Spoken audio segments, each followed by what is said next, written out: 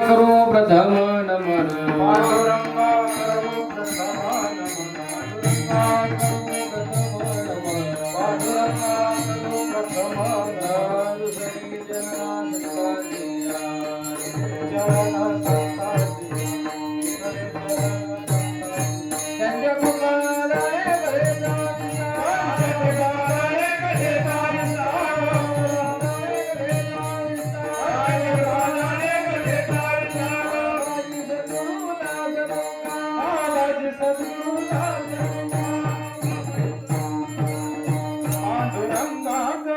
प्रथम नमन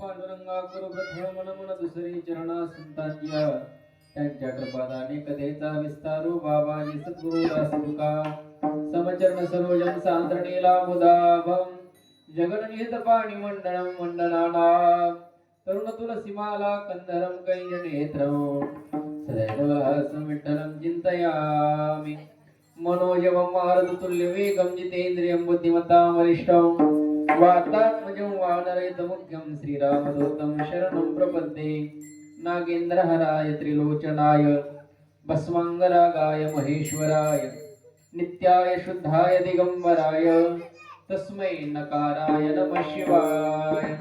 ओम नमो ज्ञानेश्वराय। ओम नमो ज्ञानेश्वराय।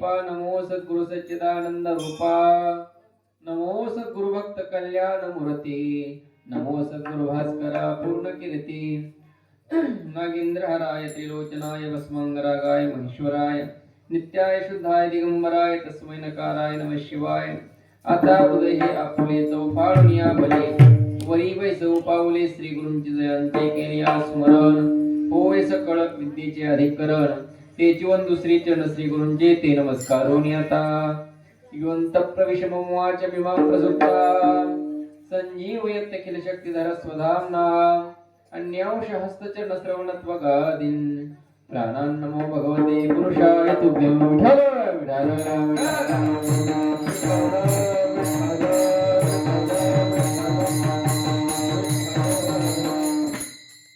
शिवभोळा चक्रवर्ती त्याचे पाय माझे जित्ती वाचे वदता शिवनाम तयान बाधी क्रोधकाम प्रस्तुत प्राप्त प्रसंगी प्राप्त स्थळी चिंतन रूपे शिवकेता निवडलेला अभंग महान भक्त शांतीसागरनाथ बाबा यांचा 4 चरणाचा भगवान शिवाचं वर्णन करणारा अभंग आहे. विठ्ठल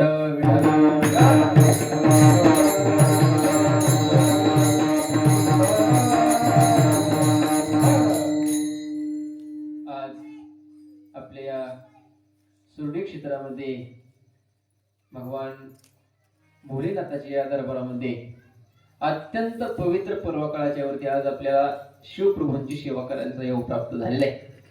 आज महाशिवरात्री आहे. वास्तविक पाहता वारकरी संप्रदायामध्ये 5 पर्वकाळ मेन सांगितलेले आहेत. काय 5 पर्वकाळ महत्वाचे आहेत आणि त्यामध्ये पहिला पर्वकाळ आहे ऐका, त्यामध्ये रामनवमीचा एक पर्वकाळ आहे, वामन जयंती, नारसिंह जयंती, नवे कृष्णाष्टमी आणि उत्तमोत्तम शिवरात्री हे 5 उपवास आपल्या संप्रदायामध्ये एकादशीसाठी करावे लागतात. विठ्ठल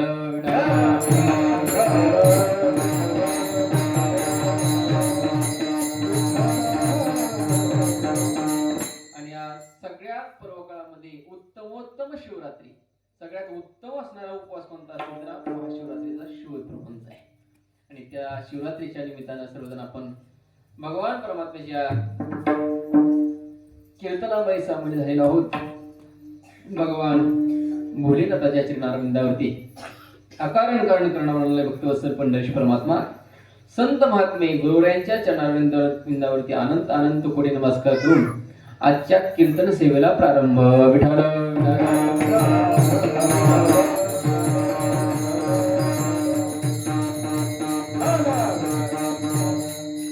या अभंगामध्ये नाथबाबा शिवप्रभूंचं वर्णन करतायत. शिवभोळा चक्रवर्ती भगवान परमात्म्याचे स्वरूप, स्वभाव आणि सामर्थ्याचं वर्णन केलं. आणि असा जो परमात्मा आहे महाराज म्हणतात त्याचे पाय माझे चित्ते. भगवान परमात्म्याच्या आपल्या चित्तामध्ये त्या परमात्म्याचे पाय धारण करणं गरजेचं आहे. आणि एकदा का परमात्म्याचे पाय अंतःकरणामध्ये धारण केले, साधना सांगितली, ते चित्तामध्ये पाय राहण्यासाठी देवाचं चिंतन करा, शिवप्रभूंचं चिंतन करा. वाचे वदता शिवनाम. काय होईल शिवनामानं? महाराज म्हणतात तया नबाधी काम क्रोधाधिकाची बाधा होणार नाही. एवढंच नाही, काम क्रोध दादरी यातनं म्हणलंय. भगवान परमात्म्याकडे पाहिल्यानंतर काय होतं, ज्या पुरुषार्थासाठी मनुष्य ते आहे असे 4ही पुरुषार्थ परमात्म्याच्या पाहण्यामध्ये प्राप्त होतात. धर्मार्थ काम मोक्ष. शिवाद एकदा प्रत्यक्ष पाहिलं की 4 पुरुषार्थ प्राप्त होतात. आणि असा जो भगवान शिव परमात्मा आहे महाराज म्हणतात या कलियुगामध्ये प्रत्येकाला एकाची भीती आहे आणि ती आहे कळी काळाची भीती. कशाची भीती नसली माणसाला, मरणाची प्रत्येकाला भीती आहे. आणि ही भीती घालवण्यासाठी फक्त भगवान परमात्म्याचं वर्णन करत असताना महाराज म्हणतात शिव परमात्मा जीवाच्या कळी काळाची भीती निवृत्त करतात. विठ्ठल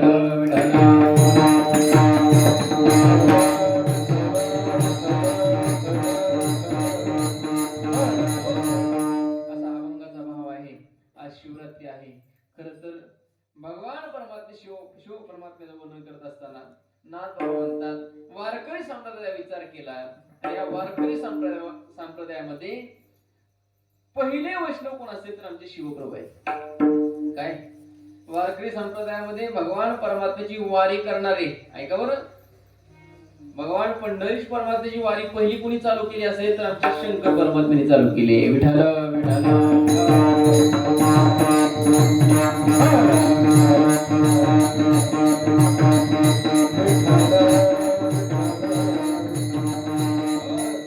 महाराज निस्ते आले नाहीत. महाराज म्हणतात त्रिशूळ डमरू घेऊन आला गिरजेचा गंध,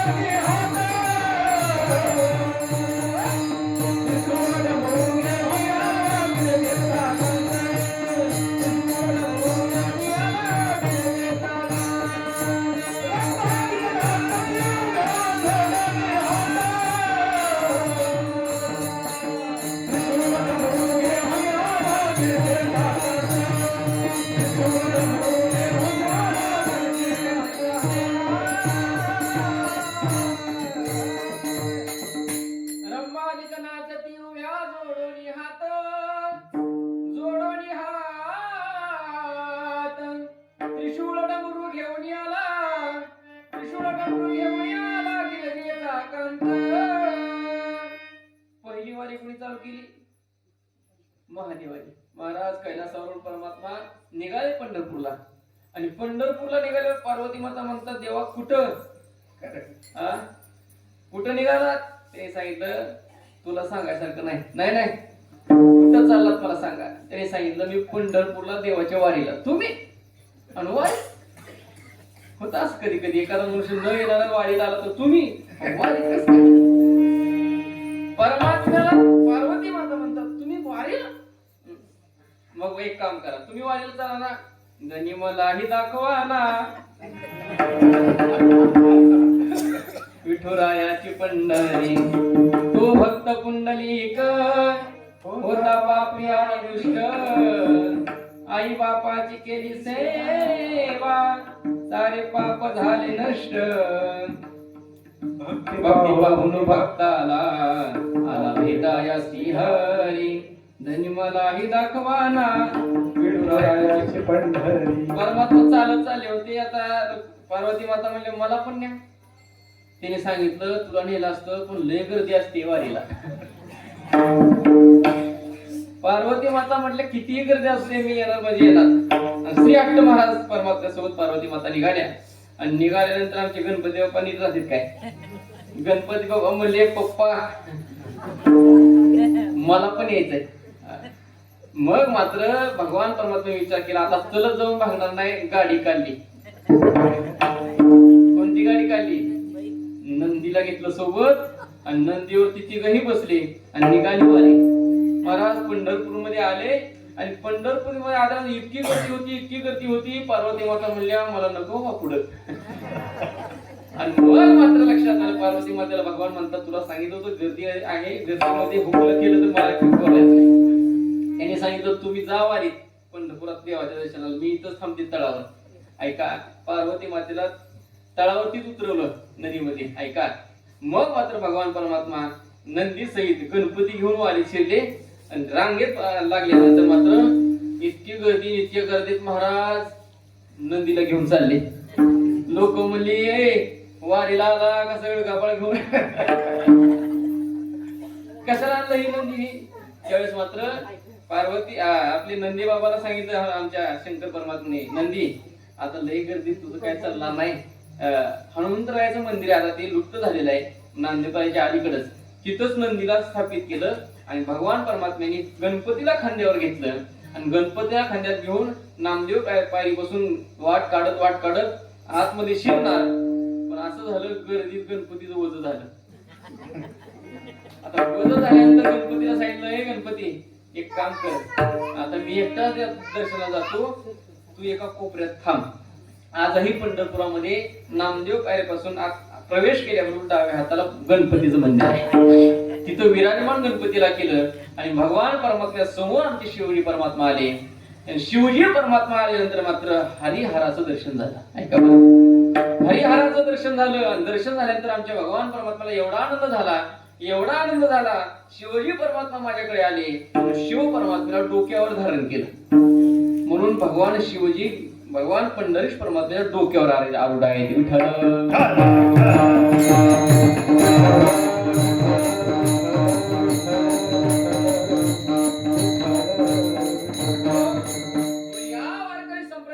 संप्रदायामध्ये पहिला वारकरी कोण असतील? एका जनार्दनी वैष्णव, एका जनार्दनी एका जनार्दनी वैष्णव, एका शिरोमणी महादेव, शिरोमणी महादेव, शिरोमणी महादेव, शिरोमणी महादेव, एका जनार्दनी वैष्णव, शिरोमणी महादेव, शिरोमणी महादेव, शिरोमणी महादेव, वैष्णव, एका जनार्दनी वैष्णव, शिरोमणी महादेव. महाराज, वैष्णवामध्ये शिरोमणी महादेव आहेत. ऐका, वैष्णव कुणाला म्हणायचं माहिती का? आपल्या वारकरी संप्रदायामध्ये 29 उपवास सांगितले. ऐका, 12 महिन्याची 24 एकादशी. किती? 24 एकादशी आणि 5 पर्व काळ. कोणती आता सांगितली? नरसी जयंती, वामन जयंती, रामनवमी, कृष्णाष्टमी आणि शिवरात्री. 24 आणि 5 29. हे वैष्णव म्हणायचं कुणाला? 20 अधिक 9, 20 अधिक 9 वैष्णव. हे 20 अधिक 9 उपवास जे करतात त्याला वैष्णव म्हणतात. आम्ही म्हणतो मोठ्या मोठ्या एकादशी आम्ही करतोय. मोठ्या मोठ्या नाही, 15 दिवसाची एकादशी करावी लागते. विठ्ठल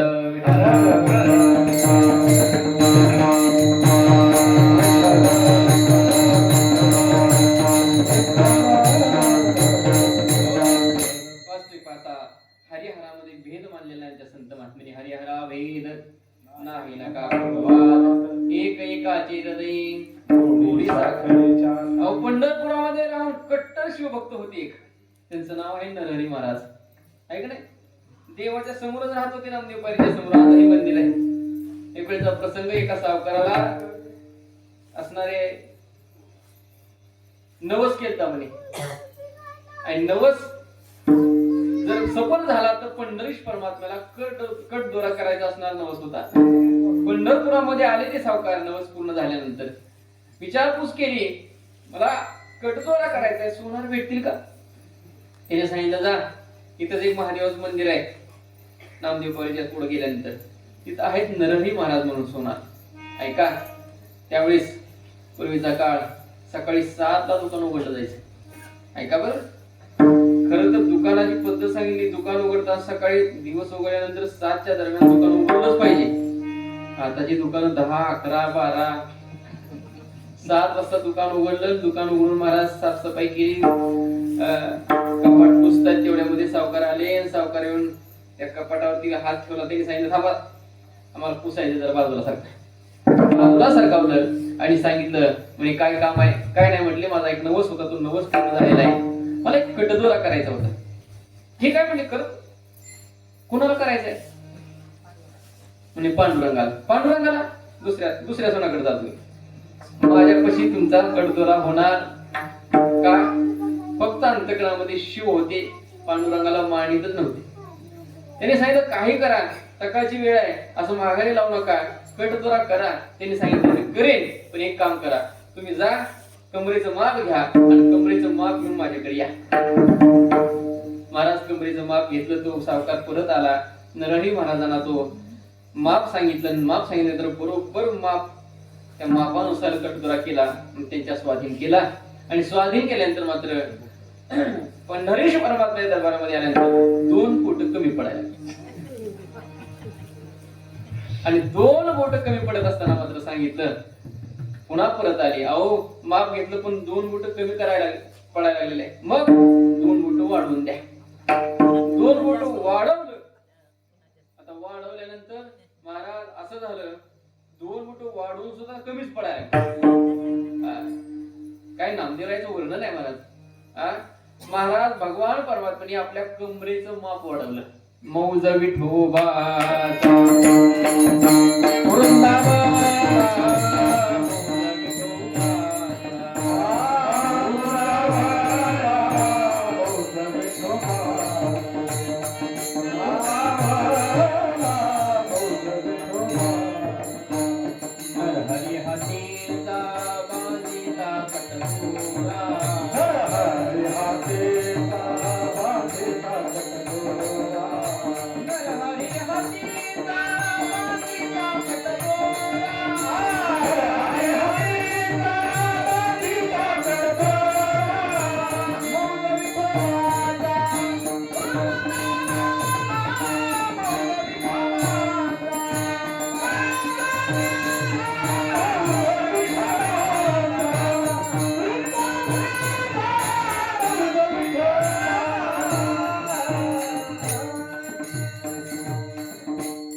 नरहरी हातीचा बांधिता कटदोरा.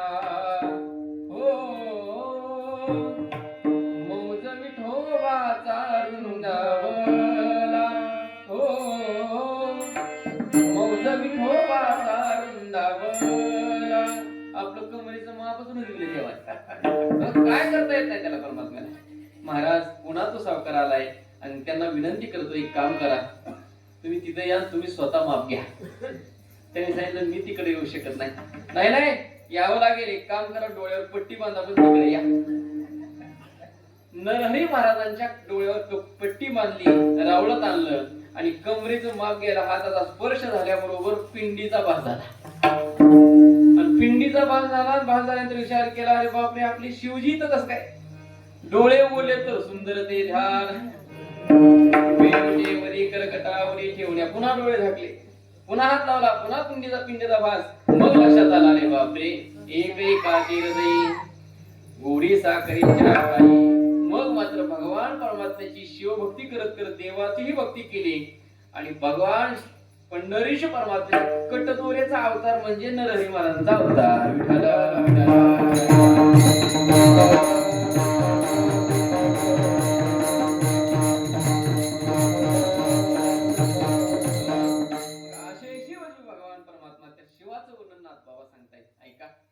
भगवान शिवाचं स्वरूप, भगवान परमात्म्याचा स्वभाव आणि भगवान परमात्म्याचं सामर्थ्य, भगवान परमात्म्याचं सामर्थ्य हे एकनाथ महाराज अभंगाच्या प्रथम त्यांना सांगतात.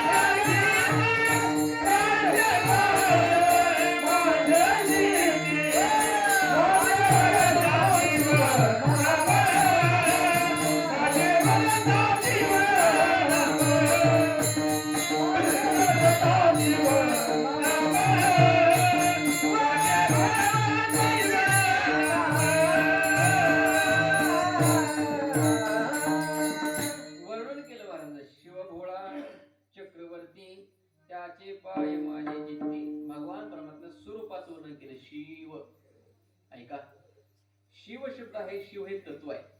त्या शिव तत्वापासून 3 देवाची निर्मिती झाली. ऐका, शिव तत्वापासूनच उत्पत्तीसाठी ब्रह्मदेवाची उत्पत्ती झाली. शिव तत्वापासूनच पालनत्व घेण्यासाठी विष्णू परमात्म्याची असावी उत्पत्ती झाली. आणि शिव तत्वापासूनच संहार करण्यासाठी शंकर परमात्म्याचा अवतार आहे.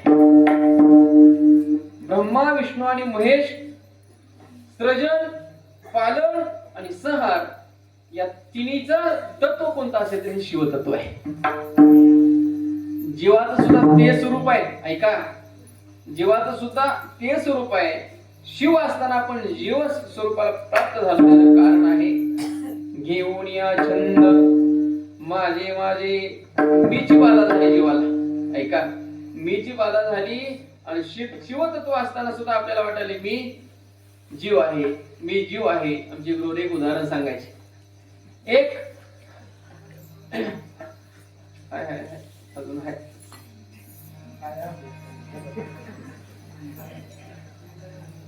गुरुने उदाहरण सांगायचे. शेळे राखणारा एक मनुष्य शेळ राखायला जायचं. पूर्वीचा काळ जंगलामध्ये शेळे राखायला जायचं. काय झालं, त्या जंगलात एक वाघीण असलेली व्याली. ते वाघिणीचं पाडस महाराज अचानक आईला सोडलं वनात भटकलं. आणि वनात भटकल्यानंतर मात्र कावरं झालं आणि त्या शिळीच्या कळपात शिरलं. आणि कळपात शिरल्यानंतर मात्र गोंडच होतं, लहान होतं, त्याला अजून जगाची माहिती सुद्धा झाली होती, असं पाडस होतं. पण त्याला त्या शिळीच्या कळपात आल्यानंतर ते गोंडच पाहिलं त्या शेळी राखणारानं. आणि त्या लहानशा बालकाला त्या पाडसाला शेळीच त्या शेळीच्या सोबत घरी आणली. लहान होतो, त्याला माहित नव्हतं आपण वाघाचं असणार लेकरू आहोत. आपण वाघ म्हणजे जंगलात असणारा असो आपण असतो. पण त्याच्या लक्षात आलं नाही ते शेळ्यातच राहायला लागली. हळूहळू सवय झाली त्याला की शेळ्यात राहतो याचा अर्थ मी शेळीच आहे. दररोज जायचं, त्यांच्यासारखं गवत खायचं, त्यांच्यासारखं चरायचं, त्यांच्यासारखं सगळ्या गोष्टी करायच्या आणि पुन्हा घरी यायचं. असं करता करता एकदा ते मोठं होऊ लागलं. मोठं होत असताना एक दिवशी त्या शेळ्याच्या कळपामध्ये जंगलात पुन्हा आलं. आणि पुन्हा आल्यानंतर एक वाघानं त्याला पाहिलं. आता वाघानं पाहिल्यानंतर विचार केलं, शेळीच्या कळपात आपलं जात बाई कसं काय. शेळीच्या कळपात त्याला बाजूला घेतलं. त्यानं शेळ्या बाजूला झाल्या, त्याला हळूच बाजूला घेतलं. सांगितलं, अरे तू वाघ आहेस वाघ. त्याने सांगितलं, नाही मी शेळीच आहे. अरे तू वाघ आहेस? नाही नाही मी शेळीच आहे. त्यावेळेस मात्र त्या असणाऱ्या वाघाच्या पिलाला एका पाण्याच्या डोहाच्या जवळ त्यानं नेलं वाघानं. आणि आपलं प्रतिबिंब पाण्यात दाखवलं. आणि पाण्यात दाखवल्याचं लक्षात आलं, अरे मी तर वाघ आहे आणि मी वाघ आहे म्हणून पुन्हा डरकाळ्या फोडायला लागल्या. मला सांगा, शेळीच्या कळपामध्ये तो वाघच होता, परंतु वाघ असताना सुद्धा शेळीचा असणारा कळपामध्ये राहून शेळीसारखी अवस्था झाली. तसंच आपण शिवस्वरूपच आहोत.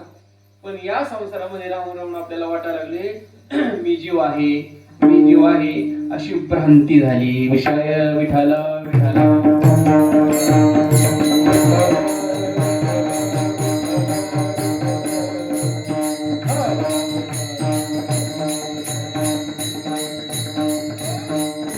शिवस्वरूपच आपण आहोत. त्या शिवाचं स्वरूप म्हणजे आपण आहोत. वयोशो जीव लोके जीव भूत सनातन. त्या देवाचे आपण अंश आहोत. आणि अंशीचे गुण अंशामध्ये असतात. देवाचे गुण आपल्यामध्ये आहेत तरी सुद्धा आपल्याला लक्षात येणार आपण शिवस्वरूप आहेत का नाही. ऐका, असा जो शिव परमात्मा आहे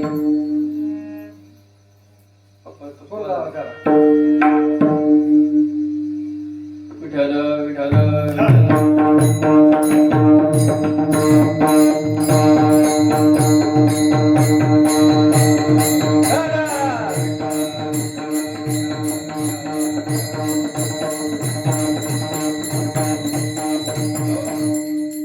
स्वरूप. ऐका, कोणत्याही व्यक्तीची ओळख ही 3 गोष्टींवर घडत असते. एक स्वरूप, स्वभाव किंवा सामर्थ्य.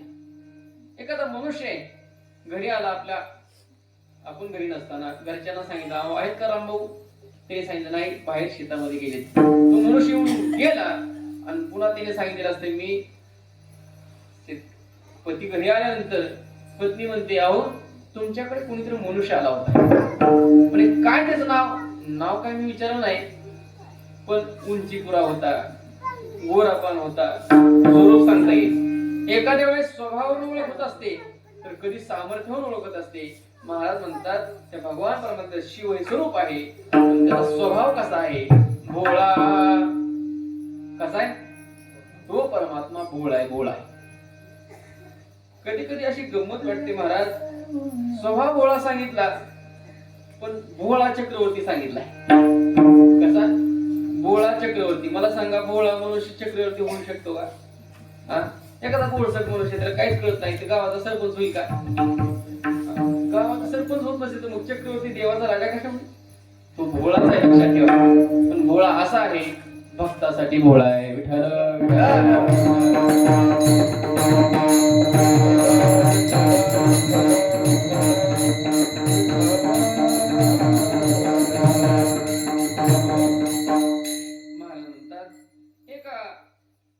जंगलामध्ये भगवान शिवाचं मंदिर आहे. आणि त्या मंदिरामध्ये महाराज शिवजी प्रभूंची मंदिर अशी असतात, कुठं तर एकांतामध्ये.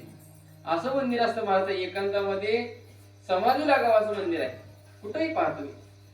आणि ते शिवप्रभूंच्या मंदिरामध्ये रात्री एक चोर चोरी करायला गेला. आता शिवाच्या मंदिरात काय भेटणार होत?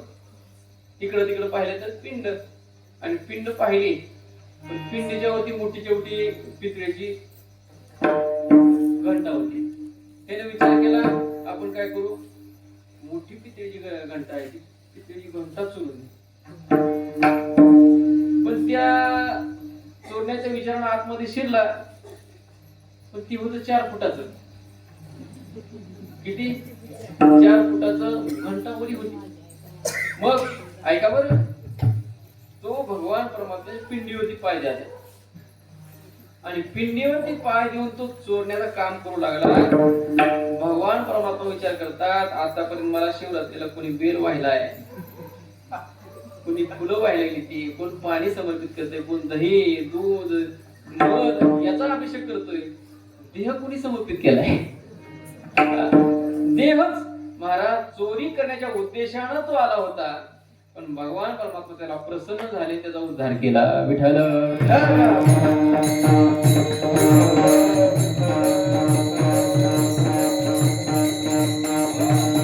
वर्णन महाराज करतात, चोरी पिंडी दिली पाव, चोरी पिंडी दिली पाव,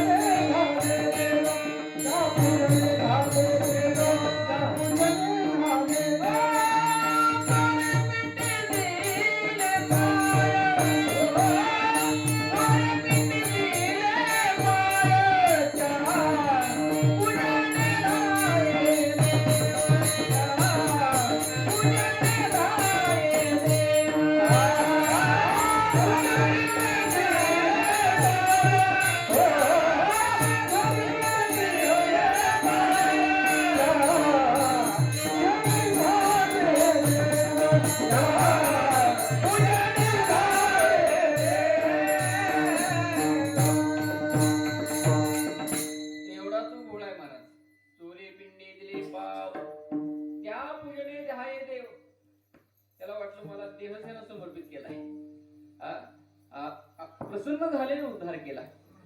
मला तो भस्मासुर होता ना, आमच्या भगवान परमात्म्याला भस्मवटी, रुंडमाळा, हाती, त्रिशूळ, नेत्री, दररोज भस्म लागते. दररोज देवाला काय करावं म्हटलं, त्या भस्मासुराला कामच लावलं. दररोज मला भस्म आणून द्यायचं, भस्म आणून द्यायचं.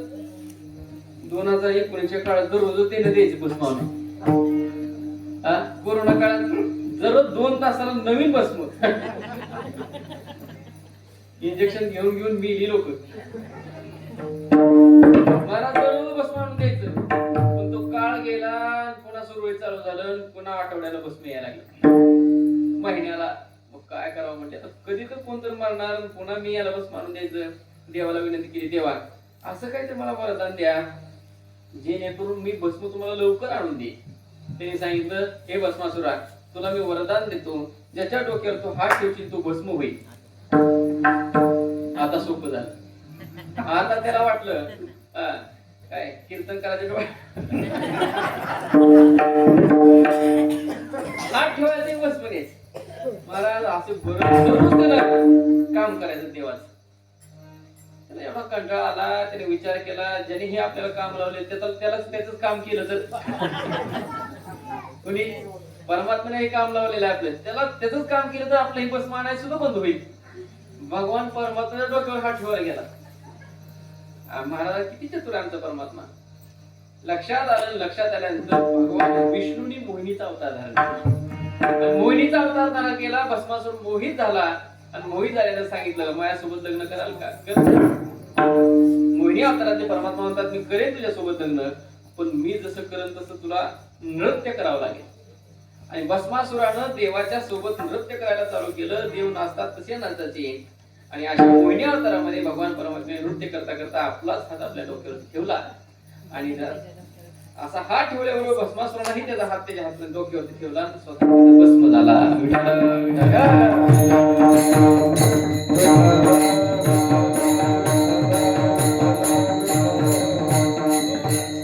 खूप भोळा आहे महाराज तो परमात्मा. पण भोळा जरी असला तर त्याला दुसरं विशेष चक्रवर्ती आहे. किती भोळा आहे ऐका. कितीही राग येऊ द्या किती अंतःकरणाला तिसरा डोळा जरी देवाचा उघडला तरी तो असला अत्यंत भोळा आहे. काय झालं पार्वती माता ही दक्षाची कन्या होती. श्रीमद भागवतामध्ये कथा आली. दक्षाची मुलगी असणारी पार्वती माता भगवान परमात्म्याला देव केली होती. एक वेळचा प्रसंग दक्ष प्रजापती होते. त्यावेळेस प्रजापती म्हणजे स्वर्गातले एक मुख्य माणूस. प्रजापती त्यांना घोषित केलं होतं. दक्ष सभा भरली होती स्वर्गामध्ये आणि सभा बसली होती. ब्रह्मदेव होते विष्णू परमात्मा होते सगळे देव तिथं होते. आमचे शंकर परमात्मा तिथं होते. आणि त्या सगळ्या सभेमध्ये साक्षात प्रजापती म्हणजे दक्ष आले. दक्ष म्हणजे कोण शिवजीचे सासरे आले. मग ती काय झालं भगवान परमात्मा कुठे जाऊ द्या कैलासावरती समाधी जिथं बसत तिथं समाधी. जसं कीर्तनात लोक झोपते भगवान परमात्मा समाधी लागली. आणि काय झालं समाधी अवस्थेमध्ये दक्ष प्रजापती आले लक्षातच नाही. मग सगळे उठून आता एखादा मनुष्य मोठा आल्यानंतर सगळे उठून उभे राहतात नमस्कार करतात. दक्ष प्रजापती आले त्यांना सगळ्यांनी नमस्कार केला पण दोघे जण उठले नाहीत. ऐका कोण कोण. एक शिवजी परमात्मा आणि दुसरी ब्रह्मदेव. ब्रह्मदेव उठले नाहीत. राग आला महाराज कुणाला दक्षला राग आला. जाऊ दे म्हटले. ब्रह्मदेवाने नाही उठलं तर काय हरकत नाही पण जावयाने मला नमस्कार करू नये. राग आला. रागाच्या भरामध्ये महाराज नाही ते बोलू लागला. कुणाला शिवजी परमात्माला. राहतो ती राहतो भस्म काय लावतो काय तुझा अवतार आहे उग मी होतो म्हणून ते घरच्याचा ऐकून तुला दिली लय असते असलं महाराज.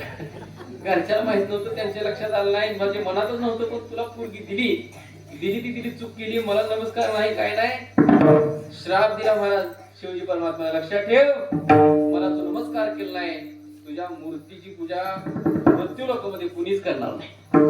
मला सांगा भगवान शिवजीची मूर्ती पूजा आहे तो एखादं तरी मंदिर असं दाखव की भगवान परमात्म्याची मूर्ती आहे. हे दक्षाचा श्राप आहे त्यांना. मूर्तीच नाही पिंडीची पूजा आहे. ब्रह्मदेवालाही श्राप दिला तुम्ही उठला नाही तुमच्या मृत्यू लोकांमध्ये कुठंच एखादं सुद्धा मंदिर नसेल. ब्रह्मदेवाचंही मंदिर नाही. त्यावेळेस मात्र ब्रह्मदेवाला शाप दिला शिवजीला शाप दिला. नंदीला राग आला. नंदीला राग आला. रागाच्या वेळेमध्ये नंदी उठला ए दक्षा जास्त बोल नको माझ्या स्वामीला काय आता पुढे बोलशील तर माझा तुला शाप आहे तुला बोकडाचा जन्म प्राप्त होईल. नंदीनं त्याला शाप दिला की दोघांचा शाप एकमेकाचा चालू झाला. शिवजी म्हणतात नंदी शांत हो तर निवाप. नंदीला शांत केलं कैलासावरती देव आले. मग मात्र अंतःकरणामध्ये द्वेष निर्माण झाला. कुणाचा सासऱ्या जावायचा द्वेष निर्माण झाला. पुन्हा एक मोठा यज्ञ ठेवला दक्षाने घरी. आणि घरी ठेवल्यानंतर काय झालं सगळ्याला आमंत्रित केलं पण शंकर परमात्म्याला बोलवलं नाही. त्यावेळेस मात्र सगळ्याला बोलवलं पण सांगितलं येत असताना कैलास मार्गी या. बायपासून लांब पडू द्या पण कैलासावरून माझ्या घरी या. मला सगळे देव कैलासावर जात आहेत आणि तिथं जात असताना नारद मुनी सुद्धा त्यात आहे.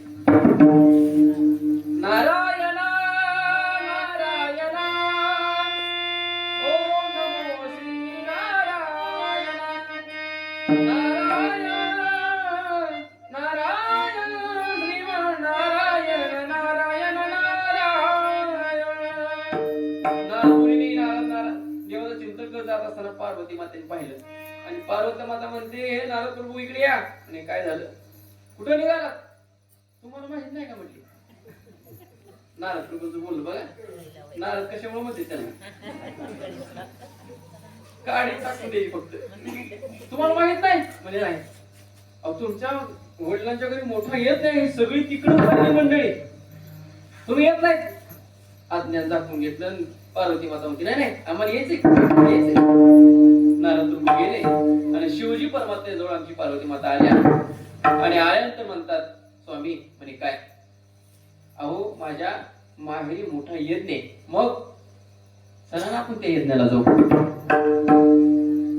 पार्वती मातेला शंकर परमात्मा सांगतात, आमंत्रण नसल्यानंतर पाहुण्यारावळ्याच्या घरी जायचं नसतं. शास्त्र असं सांगतं, व्यवहारामध्ये जर मंगल कार्य कोणाचा असेल आणि तिथं आमंत्रण नसेल तर कदापि जाऊ नये. लोकांना राग आला तर चालेल, पण कीर्तन जर असेल महाशिवरात्रीचं तर तिथं आमंत्रणाची वाट बघायची. शिवजी परमात्मा म्हणतात, आपल्याला आमंत्रण आहे. मी मूळ पत्रिका मला लागते. कोण जावायला मूळ पत्रिका असते का नाही? आता काय जावायचं राहिलं नाही. पहिले एवढी रसत होती, महाराज अंगठी घेतल्याशिवाय गप्प बसत नव्हती. शंकर परमात्मा म्हणतात, आपल्याला पत्रिका नाही, अजिबात जायचं नाही. नाही माझ्या माहेरचा कार्यक्रम मी जाणार.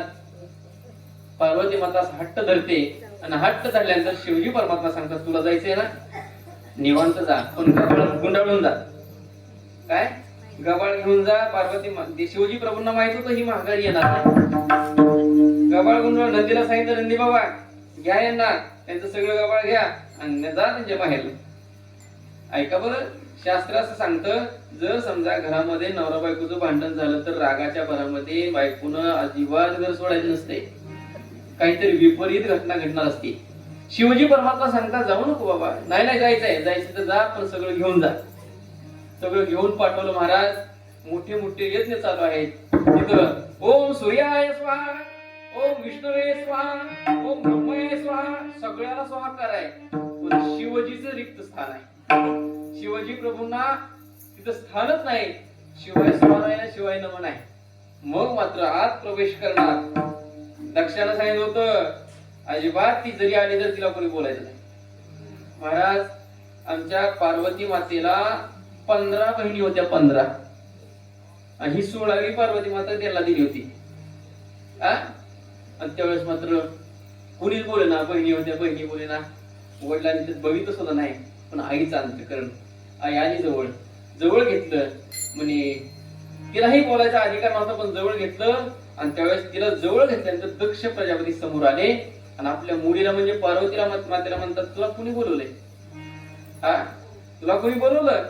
आणि का आलीस म्हणून भांडायला लागले. तिला बोलल्यानंतर तिनं सहन केलं, पण तिच्या पतीला म्हणजे शंकर परमात्म्याला बोलायला लागली द्वेषानं. बरं काय तुझ्या घरी काय घर नाही, दार नाही, राहायला कुठं पर्वतावर राहताय काय?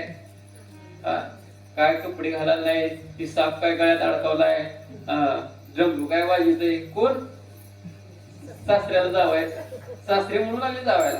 मग तिचा अपमान सहन तिने केला, पण शंकर परमात्म्याला बोललेलं सहन होत नाही. का खरी पतिव्रता अशी असते, आपल्या माहेरी गेली कितीही पिदाड असू दे, मग बरं का कितीही असणारा तो व्यसनी असू द्या, पण आपल्या पतीला तिला बोललेलं सहन होत नाही.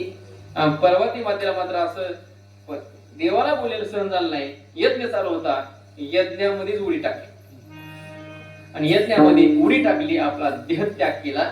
आणि देहत्याग केल्यानंतर गणाच्या मार्फत शिवजीला कळालं की पार्वती मातेनं यज्ञामध्ये उडी टाकून आपला देह समर्पित केला. आणि यज्ञ समर्पित केल्यानंतर राग आला, रागाच्या भरामध्ये जटा पटली आणि त्या जटेतून एक रुद्र बाहेर आला. त्याचं नाव आहे वीरभद्र. विठ्ठल विठ्ठल.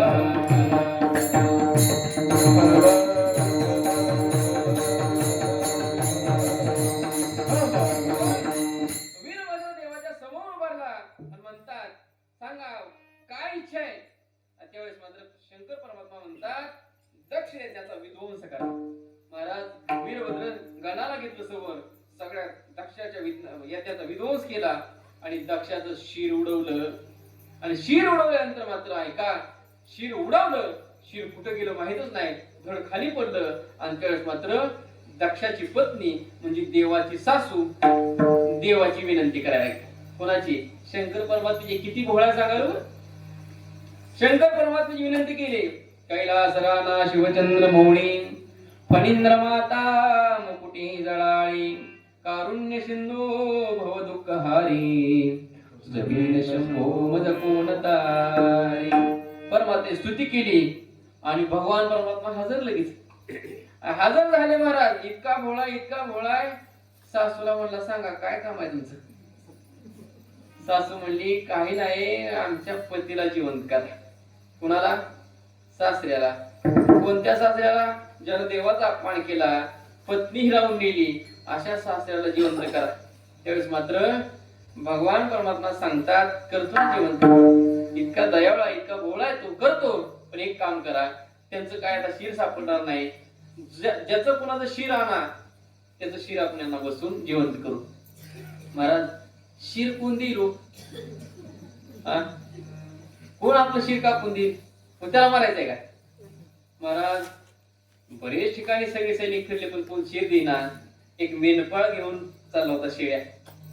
त्यातले एका बोकडाचं असणार ते शिर त्यांनी मागितलं. ऐका बरं, एका बोकडाचं शिर मागितलं आणि मागितल्यानंतर त्या शेळ्या राखणाऱ्याने सांगितलं मी देतो पण माझी एक अट आहे. काय अट आहे?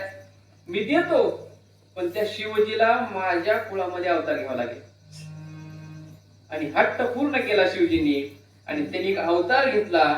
विठ्ठल बिरुदेव नावाचा अवतार त्याच समाजामध्ये घेतला. तो शिवजीचा अवतार आहे. विठ्ठल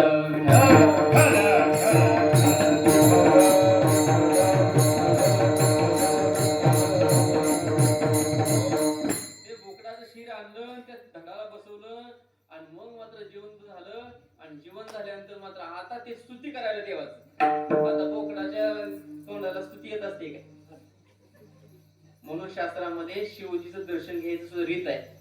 शास्त्र असं सांगतं, शिवपुराणामध्ये कथा आहे, देवाचं दर्शन घेत असताना ऐका मंदिरामध्ये जावं, पायरी खाली उतरावं, आतमध्ये आत गेल्यानंतर 5 वेळा टाळी वाजवावी. 5 वेळा टाळी वाजवायची. आपला असं हात आपल्या गालाला असं धरायचा, भुर्र असा आवाज काढायचा. का आवाज काढायचा? देवाने आपल्याला क्षमा करावी, आपल्याकडून काही चूक झाली असेल. भुर्र असा त्या बोकडासारखा आवाज करायचा. पुन्हा दर्शन घ्यायचं आणि त्याला फिरायचं नाही आतमध्ये. पिंड म्हणजे शंकर पार्वतीचं प्रतीक आहे. अर्धी प्रदक्षिणा करायची, पुन्हा परत यायचं. त्यावेळेस मात्र ते स्तुती करायला लागलं पण बोलाय ना, कारण ती नंदीने शाप दिला होता तुला बोकडाच्या जन्माला जावं लागेल. इतका भोळा आहे, इतकं द्वेष करून पार्वती माता गेल्या तरी सुद्धा त्यांना जिवंत केलं. इतका तो भोळा आहे. विठ्ठल विठ्ठल.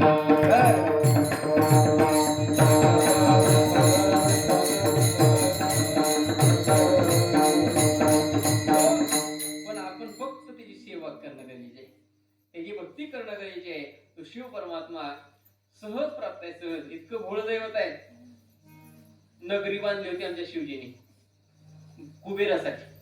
बरं, नगरी बांधली आणि आता घर बांधल्यानंतर आपण वास्तुशांती करतो. खर तर नियम आहे, घर बांधल्यानंतर वास्तुशांती झाल्याशिवाय घरामध्ये प्रवेश करू नये. का वास्तुशांती करावी त्याचं एक शास्त्र आहे. उगाच करायची नाही वास्तुशांती. ऐका, कुठून आणलेली वाळू असते स्मशानातनं, कधी त्यात स्मशानातले काय दोष असतात. आपण स्टील आणलेलं असतं, त्यामध्ये स्टीलच्या त्या लोखंडाच्या त्या कंपनीमध्ये किंवा त्या कारखान्यामध्ये एखाद्या वेळेस कुणाचा तर अपघात झाला असेल, एखादं रक्त गेलं असेल, ते दोष जाण्यासाठी वास्तुशांती करायची. वास्तुशांती करायची. घर तर बांधलं शंकर परमात्म्याने, कुणाला बोलवावं कुणाला बोलवावं. त्यावेळेस त्यांनी गुगलवर सर्च केलं त्या काळात आणि त्यात फक्त एकच ब्राह्मणदेव दिसले, ते म्हणजे लंकापती रावण. कोण? रावण महाराज ब्राह्मण, अतिशय उत्कृष्ट वेदांती. मग एकच नाव आलं, रावणाला बोलवलं. उत्कृष्ट अशी वास्तुशांती केली आणि वास्तुशांती केल्यानंतर दक्षिणा द्यावी लागते. ब्राह्मणाला दक्षिणा द्यावी, कारण दक्षिणा ही दक्षाची मुलगी आहे. त्या 13-16 पैकी एक मुलगी दक्षिणा आहे आणि ती दक्षिणा यज्ञाला दिलती. यज्ञ पुरुषाला, यज्ञ देवाला. यज्ञाला दक्षिणा दिल्याशिवाय पूर्णता नाही. म्हणून ती यज्ञ केल्यानंतर वास्तुशांती द्यायची पद्धत आहे. त्यावेळेस मात्र वास्तुशांती झाली, आता दक्षिणा द्यायची. रावणाला विचारलं का हो तुम्हाला ब्राह्मण देव म्हणजे काय, तुम्हाला किती दक्षिणा द्यायची? रावणाला विचार केला, सांगून आले गिराईक, मी सांगेल ते देणार, हो देणार की, जे घर बांधलं ना तीच मला देऊन टाक. परमात्म्याने ती नगरी सुद्धा देऊन टाकली, तीच लंका. विठ्ठल विठ्ठल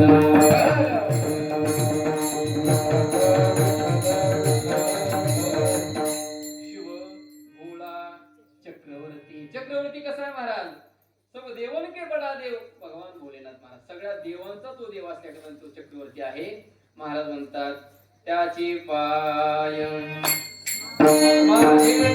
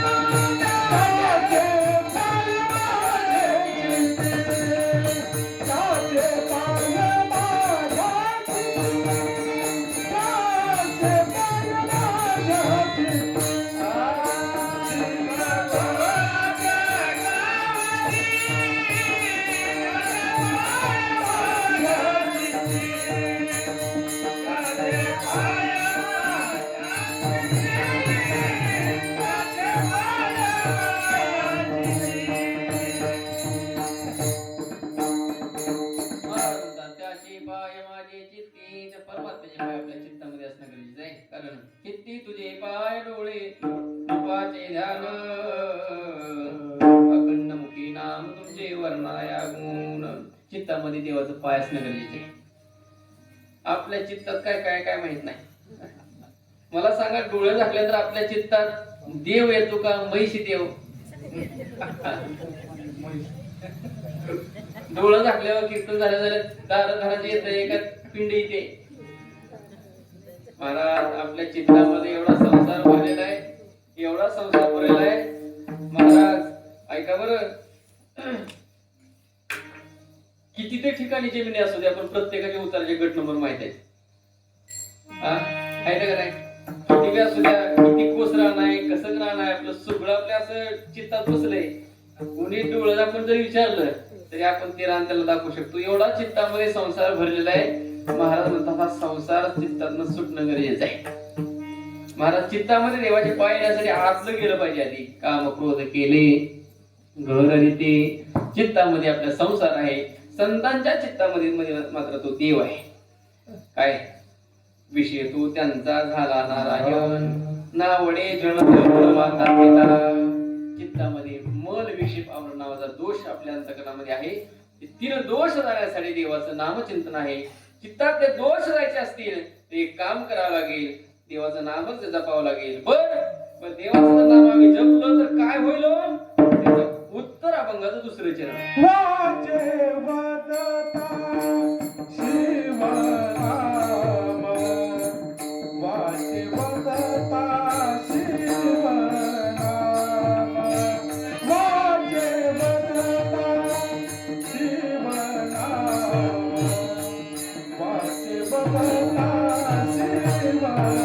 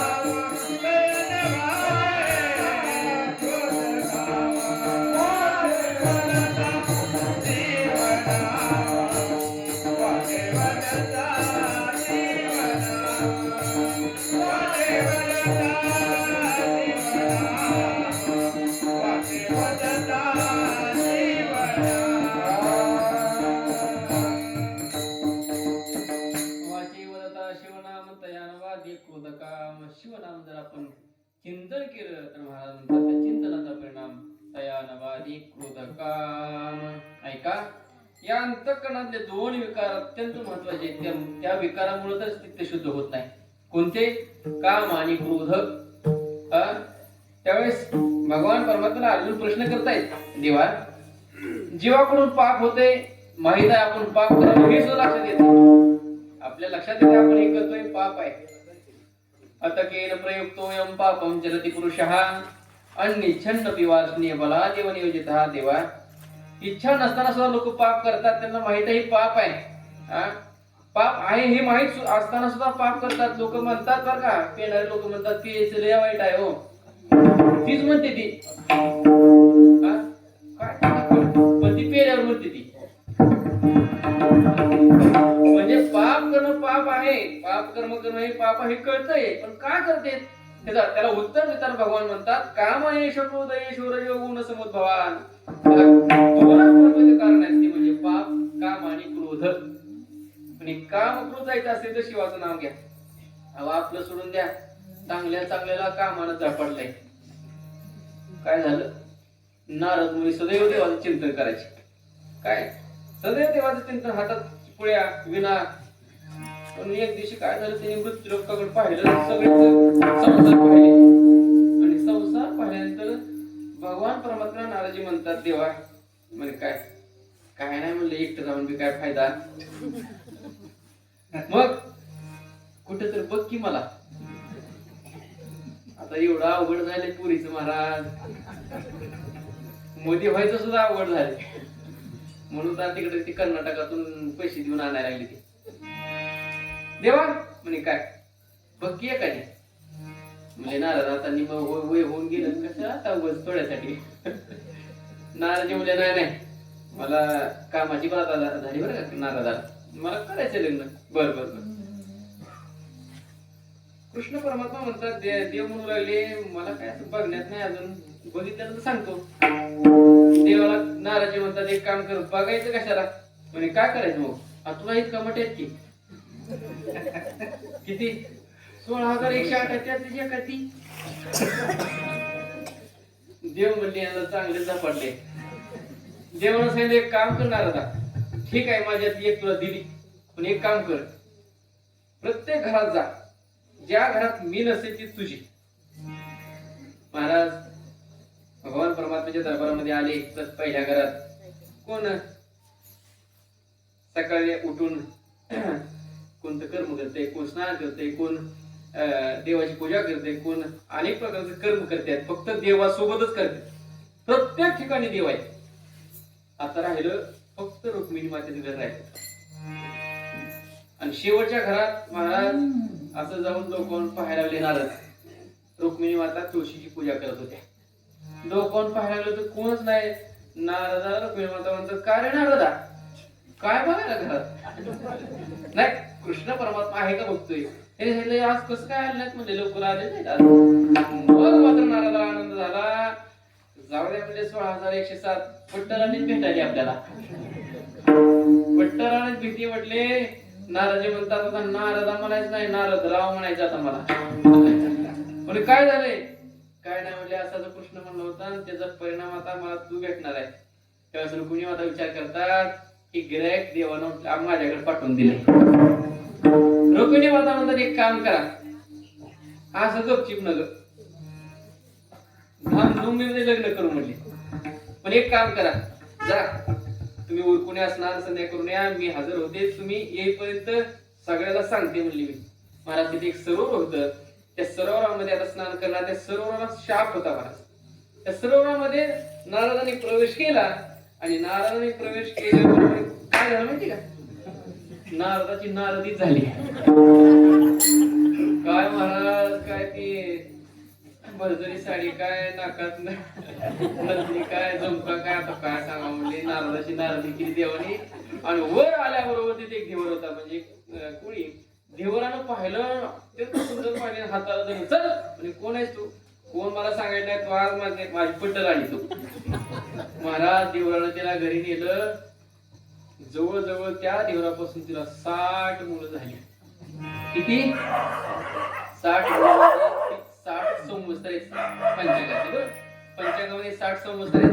नारदाची मुलं झाली 60 संवत्सर आणि मग मात्र पुन्हा एकदा स्नान केलं.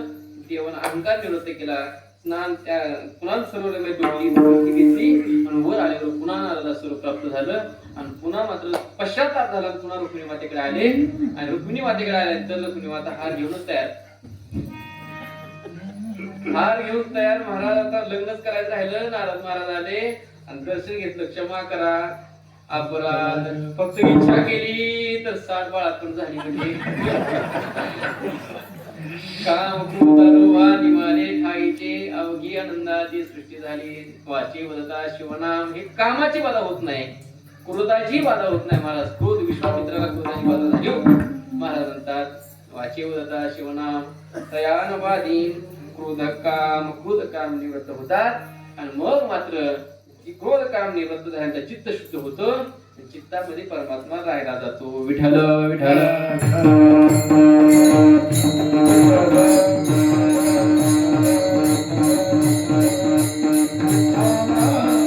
एकदा चित्त शुद्ध झालं, चित्तामध्ये परमात्मा आला. ज्याच्यासाठी जन्म आहे त्या पुरुषाला त्याची सुद्धा प्राप्ती होते. कशाला होते? देवाला पाहिल्यानंतर होते. अभंगाचं तिसरे चरण. धर्म अर्थ काम मोक्ष मोक्ष. धर्म अर्थ काम मोक्ष.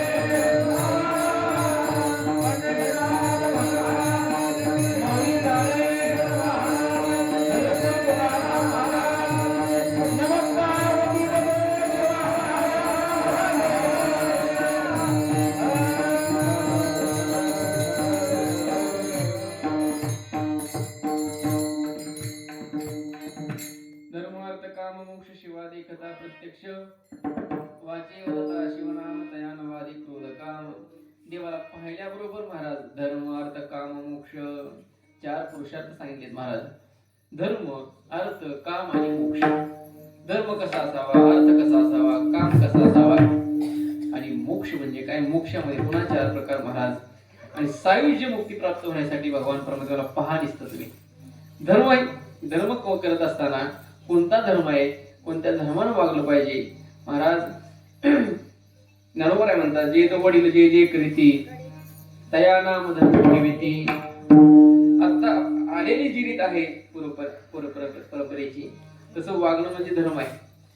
धर्म आहे, अर्थ आहे. अर्थ असा कमवा. ऐका, अर्थ म्हणजे धर्म आणि मोक्ष ही ऐल तीर आणि पैल तीर आहे.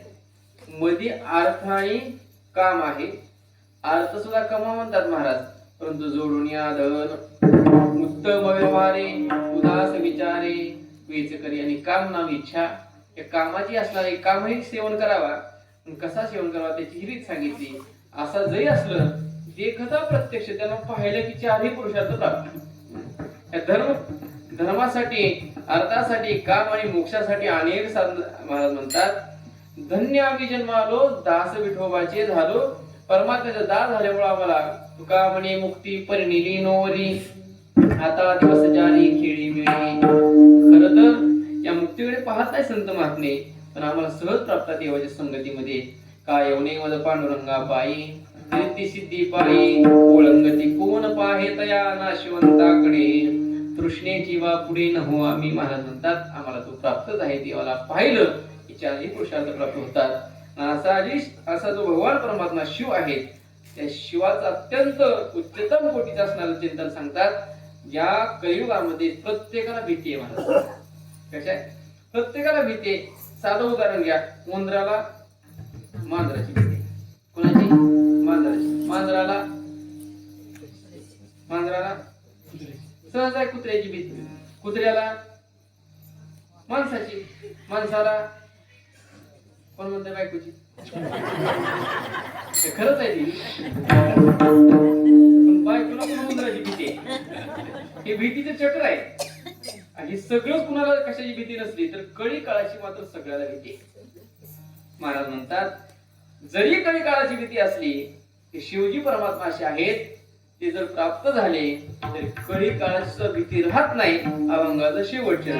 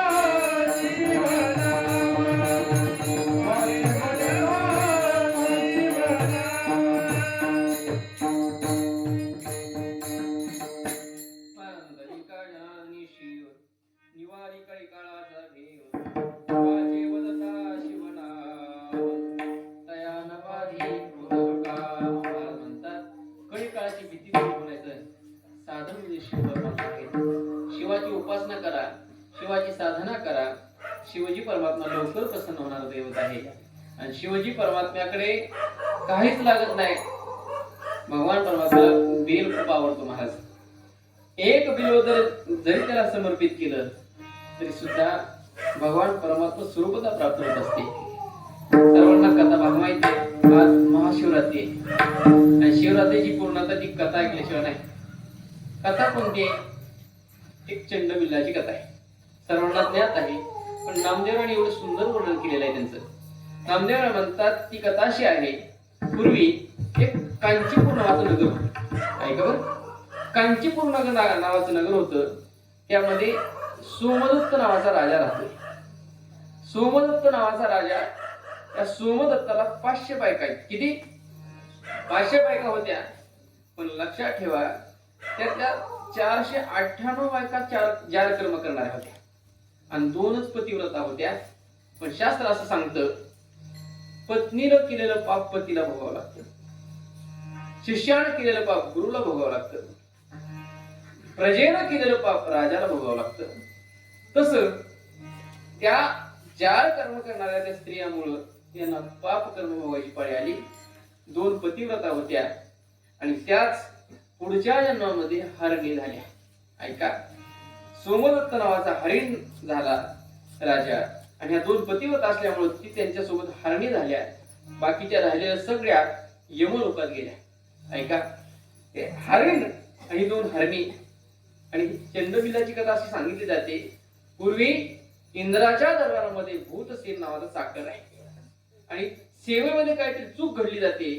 इंद्राला राग येतोय आणि रागाच्या भरामध्ये इंद्राने त्याला श्राप दिला जातोय, तुला माझा श्राप आहे, सेवेमध्ये तू कुचराई केलेली आहे, तू मृत्यू लोकामध्ये एका बिल्लाच्या स्वरूपामध्ये जन्माला येशील.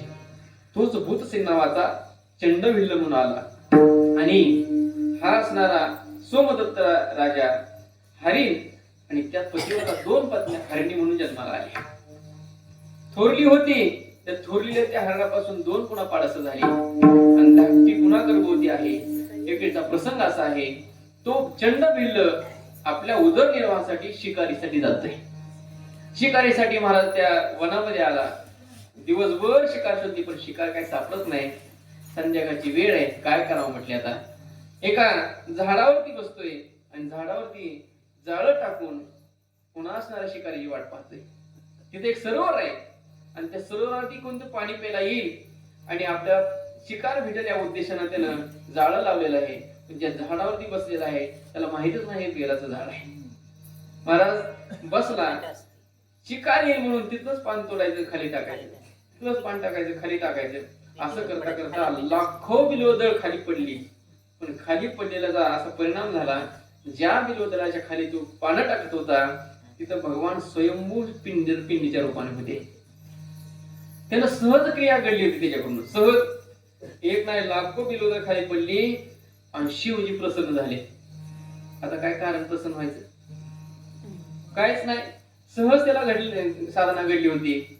भगवान परमात्म्याने शिवदूत पाठवून दिले आणि पाठवून दिल्यानंतर बिल्लाला म्हटले, आम्ही तुमच्यावर प्रसन्न आहोत, शिवजी तुझ्यावर प्रसन्न आहेत, काय मागायचे ते मागून घे. म्हणजे तुम्ही कोण? आम्ही शिवदूत आहोत. मग त्याने सांगितलं, आता ऐका, देव प्रसन्न झाला, काय मागावं हे कळावं. राजा प्रसन्न झाला एक जणाला. ते म्हणला, बोल, मी राजा आहे राज्याचा, तुला काय पाहिजे ते मागून घे आज. ते म्हणला, तंबाखूची पोळी होती पण चुलीची डबीच नाही. चुना दिला तर पुरवेल. राजाला चुनाच लावला. काय मागावं हे कळलं पाहिजे. त्या बिल्लाला देव प्रसन्न झाला. शिवजी परमात्म्याने दूत पाठवून दिले आणि शिवजी परमात्म्या दूताला तो बिल्ल म्हणतोय, काय नाही, मला द्यायचं असेल ना, एक काम करा, मला शिकार भेटावे. आणि शिकार भेटत असताना एकच दुसरा एक मागणी आहे, ज्याची शिकार भेटतो, पशुवाधिकाची शिकार करतोय, पशुवाधिकाची भाषा मला कळावी. वरदान मागून घेतलं शिवदूताने, वरदान दिलं, निघून गेले. आणि त्यावेळेस मात्र जाळं टाकलेलं होतं. त्या ठिकाणी ती तिघही आली पाणी पिण्यासाठी. नेमकं हा हरिण आलं आणि जाळ्यात सापडलं. जाळ्यात सापडल्यानंतर मात्र आता काय करावं म्हटले, जाळ्यात सापडलंय, आता ते काळरूपी जाळा आहे थोडक्यात. अशा जाळ्यामध्ये कुणी का सापडलं ना, आपण जरी सापडलो तर महाराज म्हणतात, सोडविना राजा देशीचा चौधरी आणि कसोय रे भले भले. महाराज म्हणतात, तुका म्हणे तुला सोडविना कोणी,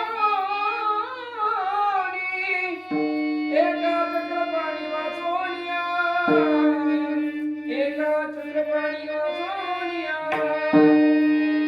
तिथं मात्र सोडवायला कोण नाही, अडकले जाळ्यात. आता म्हणली जाळ्यात अडकले, पण त्याला कळत होते आता प्राण्यांची भाषा त्याला आशीर्वाद होता. थोरली हरणी तिथं आली पिला सहित आणि तिला वाईट वाटायला लागला, आपली पती जाळ्यात सापडली. पण तिला म्हणते, काळजी करू नका, तुम्ही जाळ्यात सापडलाय, पण लक्षात ठेवा तुमच्या सोबत मी सुद्धा येते. कोण म्हणते? ती हरणी म्हणते तुमच्यासोबत मी येते. 2 पाडस त्यांच्या जवळ आले, आम्ही येतो तुझ्यासोबत बाबा. एक गर्भीण आली, गर्भीण असणारी हरणी तिथं आली. ती म्हणली काय सांगावं म्हणे, ते जाळ्यात नको त्या जाळ्यात तुम्ही अडकलात, लक्षात ठेवा आमचा तुम्हाला आधार आहे, काळजी करू नका.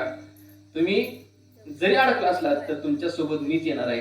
हरण म्हणायला लागलंय काळजी करू नका, एक ना एक दिवस मला जावं लागणार आहे, तुम्हाला जावं लागणार आहे. एक काम करा, मी अडकलोय आता, अडकू द्या, जा तुम्ही सुखाने संसार करा, त्या लहान बालकाचा पालन पोषण करा. त्या गर्भिणीला सांगितलं तू एखाद्या पिलाला जन्म देणार आहे, तुझी काळजी तू घे, जावा तुम्ही परत. हे कुणी ऐकलं माहिती का? ते भिल्लानं ऐकलं आणि भिल्लाचं हृदय द्रवित झालं.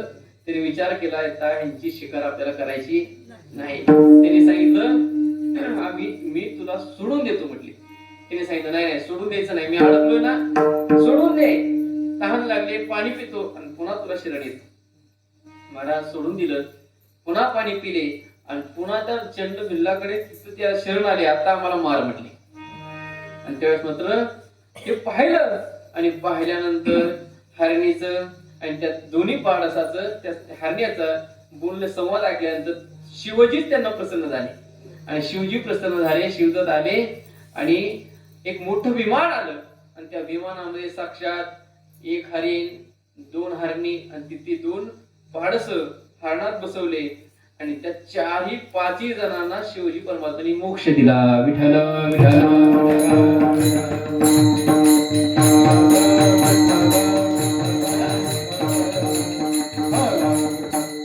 पण त्या चंड बिलाने विचार केला आता मात्र आपल्याला शिकार करायची सोडून द्यायची, म्हणजे आता फक्त देवाचं चिंतन करायचंय. शिवदत्ताने सांगितलं ज्या दिवशी यांना नेलं होतं 4-5 जणाला, त्या दिवशी महाशिवरात्री होती. महाशिवरात्री होती, तो महाशिवरात्रीचा दिवस होता. साधना याच्याकडून घडलेली होती, दिवस शिवरात्रीचा दिवस होता. त्यावेळेस मात्र चंडबिलाला सांगितलं तू ही साधना कर, देवाचं चिंतन कर. 6 अक्षरी मंत्राचा असणारा जप त्याला दिला. कोणता? ओम नमः शिवाय, ओम नमः शिवाय, ओम नमः शिवाय. भगवान परमात्मा चिंतन करायला सांगितलं. 1 महिनाभर त्यानं त्या पुढच्या काळामध्ये देवाचं चिंतन केलं. कसं? हरि ओम नमः शिवाय, हरि ओम नमः शिवाय, हरि ओम नमः शिवाय, हरि ओम नमः शिवाय, हरि ओम नमः शिवाय, हरि ओम नमः शिवाय, हरि ओम नमः शिवाय, हरि ओम नमः शिवाय, हरि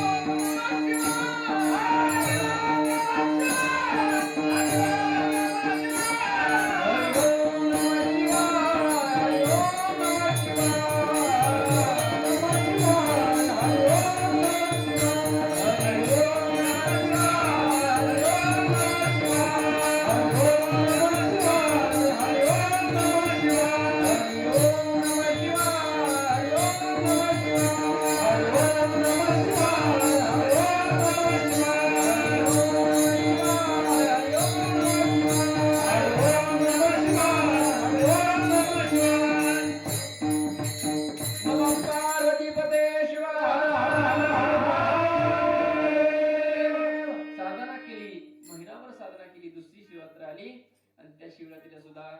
पुन्हा एक मोठं विमान आलं आणि त्या विमानामध्ये साक्षात भगवान परमात्म्याने त्याला मोक्ष प्रदान केला. अशी महाशिवरात्रीची कथा अत्यंत पवित्र पावन आहे. आज शिवरात्रीचा दिवस आहे आणि या शिवरात्रीच्या पारण्यावरती आपल्याला भगवान शिवजीची असणारी साधना घडते. सकाळपासून आतापर्यंत आपण देवाच्या साधनेमध्ये रत आहोत. ही साधना महाशिवरात्रीच्या पर्वकाळच्या वरती आपल्याला प्राप्त होते. ऐका, महाशिवरात्री पर्व काळ आहे. 5 पर्वकाळ, 24 पर्वकाळ म्हणजे भगवान परमात्म्याचे सर्व पर्व काळ आहेत. आणि शास्त्र असं सांगतं पर्व काळावरती केलेली साधना अधिक पटीनं फळ देत असते. तुम्ही आज 1 वारकरी जेव घाला, 100 वारकरी जेव त्याचं पुण्य लागतं. महाराज लागतं. 1 कीर्तन ऐकायचं, 100 कीर्तन ऐकल्याचं पुण्य प्राप्त होतं. एवढंच नाही, देवाला 1 बिल्वदळ समर्पित करा, आज हजारो बिल्वदळ समर्पित केलेल्याचं पुण्य लागतं. पण कीर्तनात एक डुकला घेतला 1000 डुकलं घेतलं पाप लागते लक्षात ठेवा. म्हणून साधना भगवान परमात्म्याच्या अंतःकरणापासून आपण करत आहात. तुमच्या असणाऱ्या आज्ञेवरून तुमच्या प्रेमाने तुम्हाला तुमची सेवा करणे प्राप्त झालाय आणि या दिवशी भगवान शिवाची साधना सफल होत असते. एका जनार्दनी शिव निवारी म्हणून झालेली सेवा शिवजींच्या चरणी तुम्हा सर्व संत भगवानच्या चरणी समर्पित करत असताना नण्यते पुरते अधिकते सरते करुणी घ्यावे तुमते विनिमितासे किंबहुना तुमचे केले धर्म कीर्तन सिद्धी नेले ते तमाजे जीवरले पायी कपन ज्ञानेश्वर माऊली